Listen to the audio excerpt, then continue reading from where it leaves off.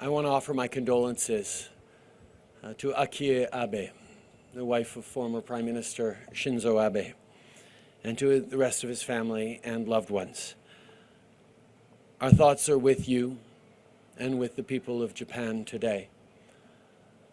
I knew Shinzo for many years. He was a thoughtful, compassionate, strong leader who understood the importance of service, understood the importance of building a better world, better opportunities for his citizens, but stepping up and getting involved in issues around the world that really, really mattered. He was a great friend and a partner to Canada. He was a man of immense talent, and not just his family, not just the entire country of Japan, but the entire world feels his loss, compounded by the fact that to see a senseless act of violence when he was busy doing what he loved in serving his community, serving his country, stepping up in a political campaign is horrifically disturbing. It is important that all of us recommit ourselves to the values and principles of democracy, which hold that, yes, there will be incredible diversity of perspectives, of opinions, of views on how we need to go forward. But in a democracy, that is settled not just at the ballot box, but in between times of ballots, through conversation, through dialogue, through speaking our truths, sharing our concerns, but also through listening to each other.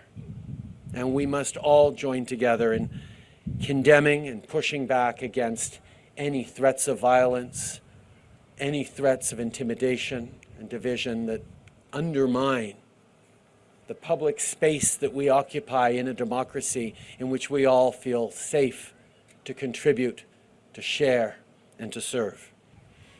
On days like today, we're reminded again that our world needs more positivity and more hope. I tried to put a call in to the present Prime Minister, and he was very late there at night. I'll be talking there in the morning. I'm going to be stopping to sign the condolence book at the Japanese embassy on the way to the CIA.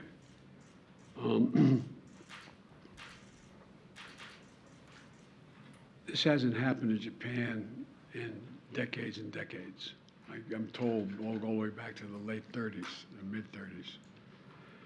And it's a homemade weapon. I've only seen a photograph of it. The Justice Department is going to be going in and giving me more detail later as they find out the detail. But the fact is that one thing did get my attention, that this is the first use of a weapon to murder someone in Japan. And I think we have thus far have 3,000, I won't hold me to the number, 688, or I mean, between 3,000 and 4,000 cases. They have one. And so, but we're going to learn more about, as time goes on, about motive, about the whole. But Japan, Fumio, the present Prime Minister, is a very solid guy. Japan is a very, very stable ally, and I do not believe it's likely to have, but I don't know yet, likely to have any profound destabilizing impact on Japanese security or Japanese solidarity. Thank you all so very much. 이웃 나라의 지도자가 돌아가셨다는 것에 대해서 굉장히 좀 아쉬움과 또 참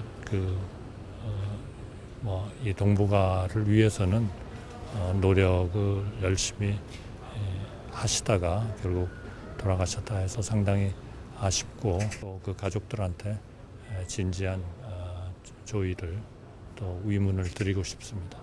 She has written, a wonderful person, great democrat, and champion of the multilateral world order has passed away. I mourn with his family, his friends, and all the people of Japan. This brutal and cowardly murder of Shinzo Abe shocks the whole world. I wish to extend our deepest sympathy and condolences from the government and the people of the Republic of Indonesia to the government and the people of Japan at this time of sorrow. His dedication to serving his country and people will always be remembered as a prime example for all. Start by expressing my sympathy and my thoughts and the sympathy and thoughts of the Australian people and the Australian government to the people of Japan following the passing of former Prime Minister Abe. Mr Abe has been the closest of friends to Australia. We condemn this shocking act of violence. His death is tragic. It is devastating news for Japan and its people, for Australia and for the international community.